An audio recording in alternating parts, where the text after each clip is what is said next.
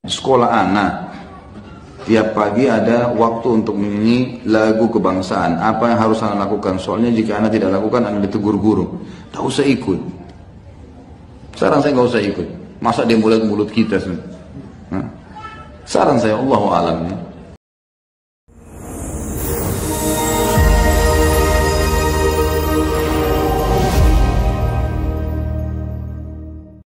Assalamualaikum warahmatullahi wabarakatuh. Waalaikumsalam warahmatullahi wabarakatuh. Sahabat-sahabat Malimodo dimanapun berada, mudah-mudahan selalu sehat dan saudara menurut Allah Subhanahu Wa Taala. Amin ya Rabbal Alamin.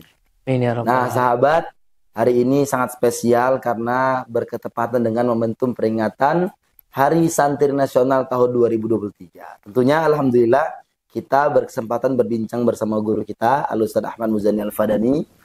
Yang mudah-mudahan hari ini kita akan mendapatkan wejangan-wejangan supaya bisa menjadi santri yang terbaik.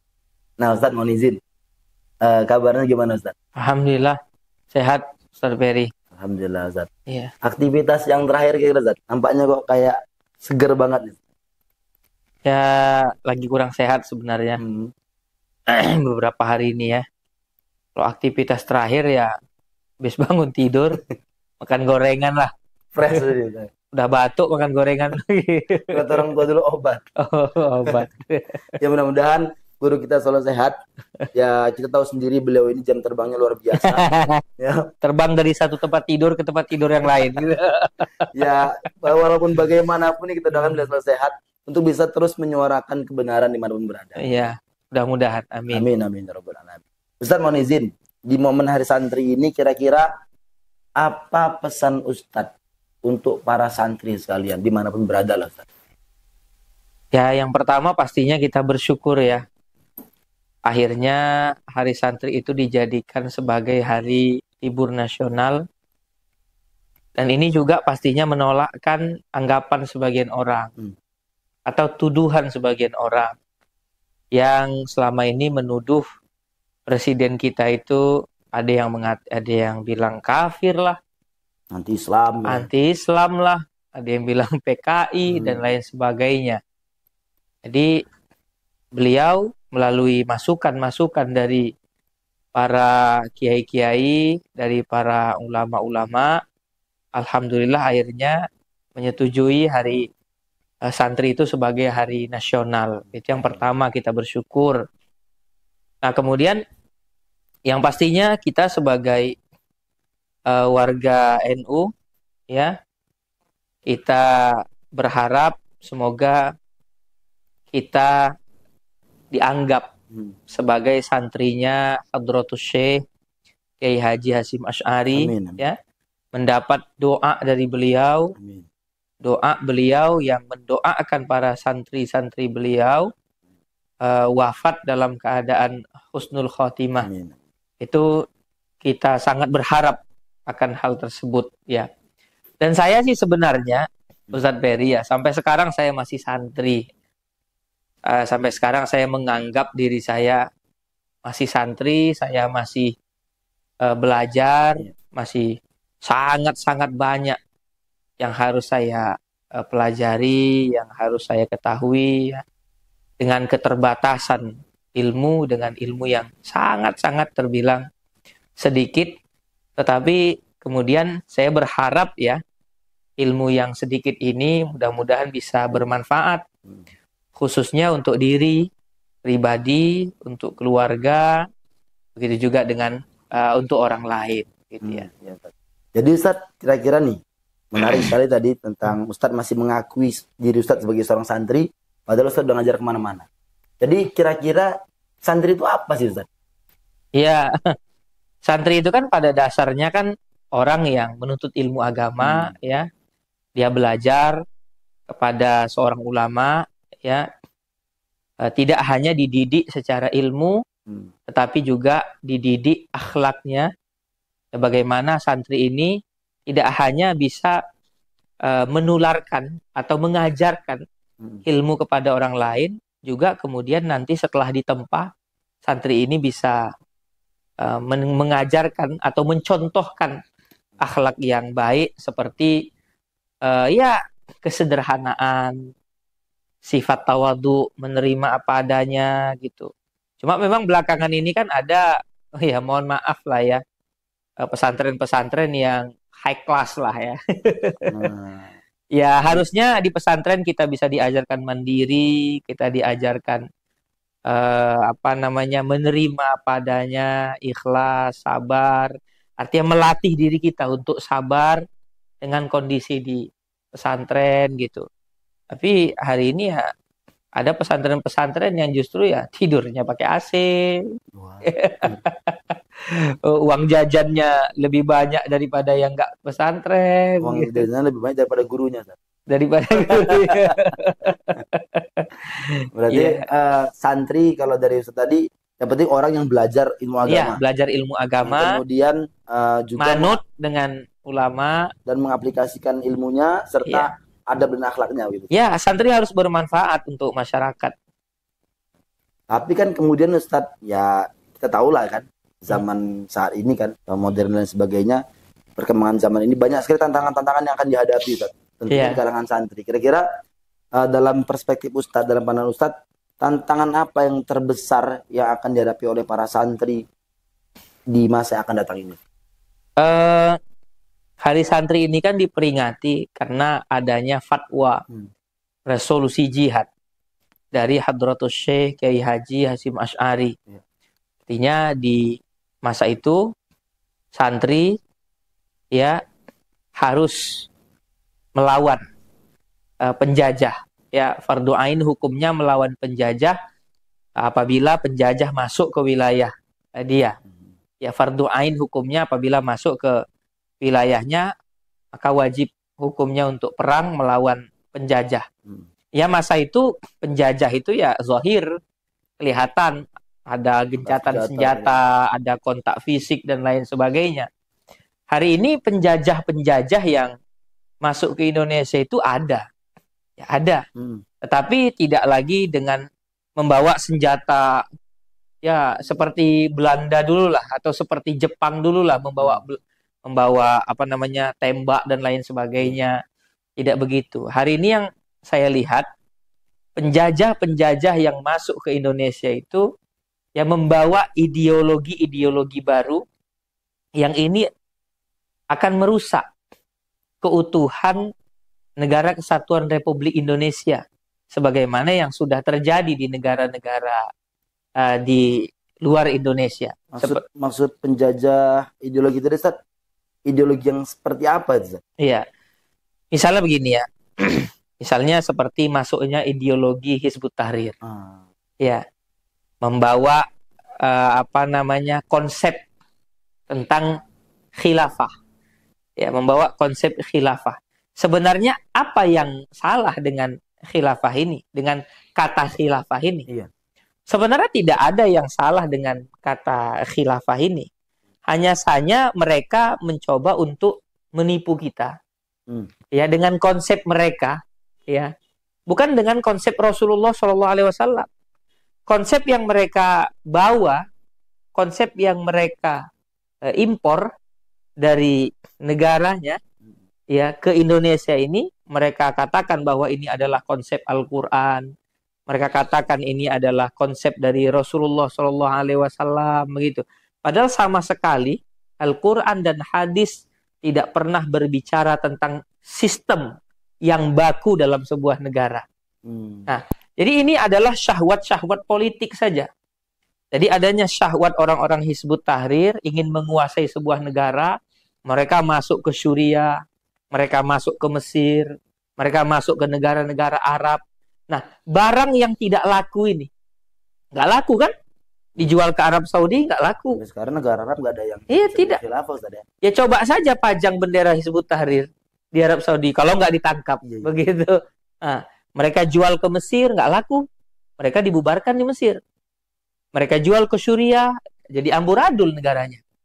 Ya kan, kalau bahasa kita jadi centang perenang negaranya. Justru yang tadinya aman, yang tadinya damai, dengan masuknya mereka membawa ideologi ini justru makin hancur kan. Nah, sekarang ingin mereka jual ke sini. Mereka ingin menjajah anak-anak bangsa dengan konsep ini. Ya, menjual istilah khilafah membawa nama Rasulullah Shallallahu Alaihi Wasallam, ya, untuk meyakinkan anak bangsa bahwa ini adalah konsep yang benar. Ini adalah konsep yang benar. Jadi kita hari ini sedang dijajah dengan ideologi-ideologi seperti ini, begitu ya, dengan konsep-konsep seperti ini. Sudahlah, negara kita ini sudah aman, sudah tentram, ya, tanpa konsep yang mereka bawa. Kita punya konsep Bhinneka Tunggal Ika, ya, kita punya Pancasila yang sampai hari ini terbukti sakti, terbukti ampuh menyatukan kita dari Sabang sampai Merauke dengan ribuan, ya, bangsa, dengan ribuan suku, ya. Kita bersatu dengan konsep ini. Ya, dan tidak ada yang salah dengan Pancasila, tidak ada salah dengan Bhinneka Tunggal Ika, dan tidak menyalahi ajaran Islam. Ya, kita dijajah dengan ini hari ini. Berbagai macam ideologi ini yang masuk ini, yang tadi menurut Ustadz menjajah bangsa kita, itu ideologi-ideologi yang ingin menyerang konsep bernegara kita, Ustadz. Iya.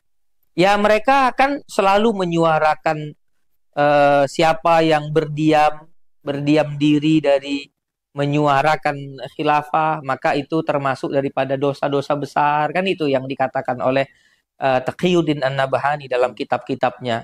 Jadi kita ini didoktrin kalau kita, ya, tidak bersuara menegakkan khilafah, maka kita ini berdosa besar. Dan itu termasuk daripada dosa yang paling besar. Nah, pertanyaannya, dosa yang paling besar itu dosa apa? Syirik. Iya, dosa yang paling besar itu kan dosa syirik. Iya, betul. Makanya selama ini mereka menganggap bahwa demokrasi, orang-orang yang yakin terhadap demokrasi, itu telah syirik, telah keluar daripada agama Islam, gitu. Luar biasa. Nah, ini kita sedang dijajah dengan ideologi-ideologi seperti ini. Sejenisnya tadi. Iya, ada lagi ideologi Wahabi, kan, yang dai-dainya menyuarakan untuk tidak menyanyikan lagu Indonesia Raya, haram hormat kepada bendera karena itu benda mati. Padahal yang kita hormati itu adalah nilai dari bendera tersebut. Ini adalah bentuk simbol perjuangan, di mana para pahlawan kita telah mengorbankan jiwa raganya, ya, telah mengorbankan darahnya, telah mengorbankan tulangnya untuk memerdekakan negara ini. Ya, mereka tiba-tiba masuk ke negara kita sembarangan mengatakan bahwa hormat bendera itu syirik. Ini kan kurang ajar. Betul pula. Iya. Ya. Dulu orang para kan, pendahulu kita mau naikkan bendera, ketahuan Belanda kena tembak. Ya, langsung ditembak. Kita sekarang mau naikkan bendera, gitu mau hormat, kafir. Iya. Kan gitu. Iya juga tadi. Iya. Dulu kita berjuang, ya, untuk menaikkan menaikkan bendera, berjuang untuk menyanyikan lagu Indonesia Raya di masa itu, kan. Hari ini ketika kita menaikkan bendera justru dituduh syirik. Perang-perang yang sebenarnya, tapi memang ini, Ustaz, ya kan, ideologi maksudnya kan, kalau saya rasa memang sangat halus dan banyak di kalangan orang-orang awam yang sudah mulai teracuni, ya. Dan kita takutkan juga ini merebak di kalangan santri, Ustaz. Tentu haruslah ada kiat-kiat tertentu, kan, yang memang harus dipegang oleh seorang santri agar bisa menghadapi penjajahan model baru, Ustaz. Kira-kira menurut Ustaz, kiat yang paling efektif dipegang oleh seorang santri itu apa, Ustaz? Ya, yang pertama pastinya ini pesan termasuk untuk diri saya sendiri lah, ya. Begitu juga untuk seluruh santri dan yang bukan santri, gitu ya, sama sajalah menurut saya. Ayo, mari sama-sama kita mencari guru yang benar, belajar ilmu yang benar, gitu ya, melalui orang yang benar. Jangan baru mu'alaf 6 bulan terus jadi ustadz, tiba-tiba kita belajar sama dia. Terus dia pula malah nyalahkan orang yang udah berpuluh-puluh tahun. Iya, orang yang sudah berpuluh tahun. Sekarang kan fenomenanya begitu, kan? Iya. Kayak Said Agil itu, ya, orang yang puluhan tahun mendedikasikan dirinya untuk ilmu, kan? Beliau belajar menjadi santri, kemudian belajar di Makkah menjadi santrinya Sayyid Muhammad Al-Maliki. Justru dituduh sesat. Lah, sama orang Nah, yang malah baru belajar sama agama. orang-orang yang baru mu'alaf, baru belajar agama gitu. Kan lucu hari ini gitu ya fenomenanya. Atau seperti Profesor Dr. Quraisy Shihab, ya, justru beliau dituduh sesat oleh orang-orang yang baru belajar agama 3 hari ikut pesantren kilat. Iya, iya. Kayak gitu ya. Jadi ya yang pertama itu. Yang kedua, ya khususnya kita di Nahdlatul Ulama, santri-santri NU itu diajarkan untuk mencintai NKRI, mencintai negara kita. NKRI harga mati, itu biasanya slogan kita kan. Hubbul watan minal iman. Cinta tanah air itu adalah bagian daripada iman. Maksudnya apa? Maksudnya kalau kita cinta dengan negara kita, maka kita pun akan mempunyai atau tumbuh rasa untuk menjaga dan merawat NKRI. Nah kan Ustadz Ferry kan cinta sama istrinya kan? Ya, insya Allah. Insya Allah. Bener. Benar. Nah, Ustadz Ferry ini kan cinta sama istrinya. Lah karena cinta sama istri, maka kan akan tumbuh rasa untuk merawat, ada rasa untuk menjaga. Ya kan? Saya dulu baru-baru nikah, tapi dulu baru-baru nikah. Baru-baru nikah saya naik motor kan. Motor saya dulu. Ya.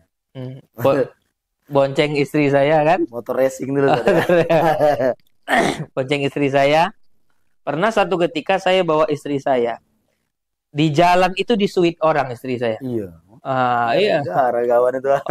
Naiklah darah kita. Ada. Saya stop kereta saya. Saya stop, lari orangnya. Ya mungkin dikira dia pacaran gitu ya. Iya. Padahal enggak, itu istri saya kan. Jadi itu tadi kan Pak. Ketika kita memiliki rasa cinta, maka akan tumbuh rasa untuk merawat dan menjaga. Nah, negara ini, Negara Kesatuan Republik Indonesia ini harus kita cintai. Supaya tumbuh rasa untuk merawat dan menjaga NKRI. Itu ya. Jangan terjadilah hal-hal seperti yang terjadi di Syria. Tetap kita doakan saudara-saudara kita di Syria, di Palestina. Kita doakan saudara-saudara kita yang ada di negara-negara tersebut, di Yaman, ya, kerusuhan yang terjadi di Mesir. Jangan sampai itu terjadi di negara kita ini. Ya, jangan sampai terjadi di NKRI hal-hal yang seperti itu. Pastinya nggak akan terjadi kalau setiap santri dan orang-orang semuanya punya paham yang benar. Iya. Dan juga ada cinta sama negara. Iya. Betul. Cinta dengan negara sehingga muncul tadi perasaan untuk mau menjaga dan merawat persatuan dan kesatuan. Terakhir ini Ustaz, ini kebetulan ya jargon Hari Santri tahun itu jihad santri jayakan negeri. Iya. Nah tentu kan ada konsep bahwa santri itu harus jihad. Nah ini kan belakangan juga viral. Banyak sekali di kalangan kawan-kawan ya mungkin yang berpaham ideologi yang Ustaz maksud tadi juga menyuarakan untuk berjihad. Gitu. Tentu kan ini harus kita luruskan tentang sebenarnya konsep jihad yang bagaimana yang harus dilakukan oleh seorang santri. Karena kita takut juga Ustaz kalau nggak paham tentang jihad, yang penting santri jihad, keluar pondok masuk paham yang sebelah langsung dia jihad, bunuh diri pula. Jadi sebetulnya konsep jihad seorang santri yang sebenarnya ini bagaimana Ustaz? Ya, dalam kesempatan kali ini saya pengen menyuarakan kita yang pertama untuk jihad medsos. Ini yang pertama. Apa sih jihad medsos? Ya hari ini kan sudah gentayangan lah. Ideologi-ideologi yang kita sebut tadi. Iya. Nah, bagaimana kita mengcounter? Kita membuat narasi-narasi kontra ideologi sebagai bentuk perlawanan kita terhadap ideologi-ideologi tadi yang saya sebutkan tadi. Jadi kita harus berperan aktif di media sosial, ya kan? Karena hari ini memang mereka itu sangat aktif di media sosial. menyuarakan ideologi mereka, menyuarakan ideologi khilafah dan lain sebagainya. Seperti kasus Palestina, ya, yang baru-baru ini itu ada, bisa dibilang dulu juru bicaranya Hizbut Tahrir. Itu saudara Ismail Yusanto, ya, baru-baru ini istilahnya mendompleng lah, memanfaatkan isu Palestina untuk menyebarkan ideologinya. Itu harus kita lawan. Bukan berarti kita tidak peduli dengan Palestina. Kita harus peduli dengan Palestina. Bukan hanya Palestina, siapapun saudara kita, tetangga kita kah? Misalnya, jangan kita donasi besar-besaran ke Palestina, tetangga lapar kita nggak tahu. Ya, jadi semuanya kita harus peduli kepada siapapun, terlebih-lebih kepada sesama anak bangsa. Kita harus peduli. Tetapi juga jangan sampai isu-isu ini dimanfaatkan oleh ideologi-ideologi seperti ini. Ya, untuk menyuarakan pahamnya. Itu kan ada kemarin saya lihat. Karena memang yang dibubarkan kan hanya organisasinya saja. Orang-orangnya sampai sekarang ya masih bergentayangan di sana sini untuk menyuarakan pahamnya begitu. Jadi ini jihad medsos itu perlu. Ya, santri-santri lah yang sudah mondok puluhan tahun gitu kan, ketika ada orang yang mengharamkan hormat bendera merah putih, lawan. Tembak gitu ya. Iya, lawan dengan dengan narasi-narasi ilmiah. Lawan.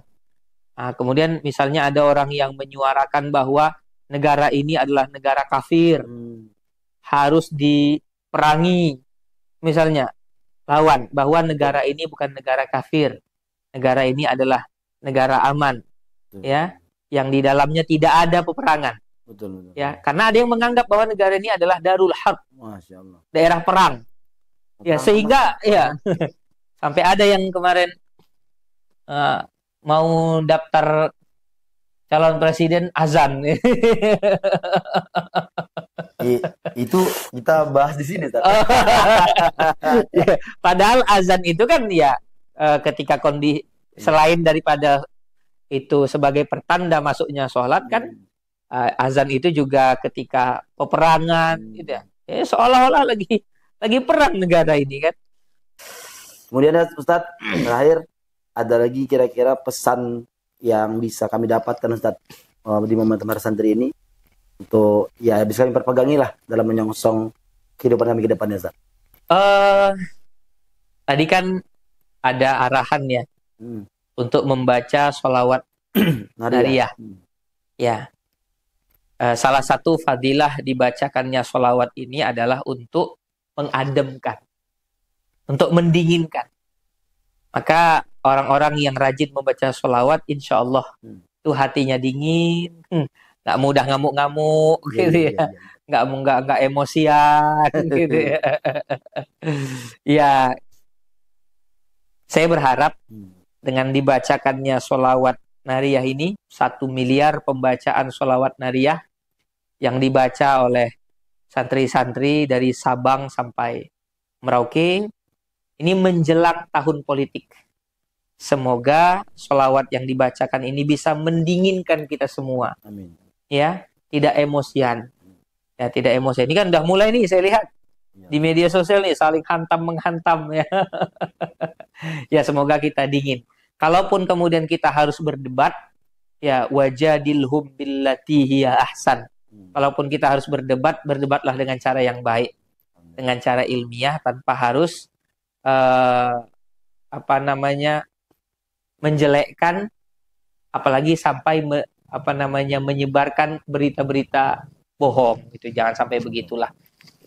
Terima kasih Ustadz atas wejangan dari Ustadz khususnya bagi kami para santri sekalian dan kemudian sahabat-sahabat sekalian, itulah tadi sedikit pembahasan kita mengenai kesantrian bersama guru kita. Mudah-mudahan bisa diambil pembelajaran dan ingat bahwasanya jihad terbesar bagi kita saat ini adalah berpaham yang benar, kemudian menjaga kesatuan dan persatuan bangsa kita, Ustaz. Dan mudah-mudahan kita bisa aplikasikan di momentum Hari Santri tahun 2023 ini, kita bisa menjadi orang yang lebih baik seperti yang dikatakan oleh jargon kita tahun ini, jihad santri jayakan negeri. Terima kasih atas perhatiannya. Jangan lupa like, comment, dan subscribe. Mudah-mudahan kita bisa berjumpa kembali di konten yang selanjutnya. Terima kasih. Wassalamualaikum warahmatullahi wabarakatuh. Waalaikumsalam.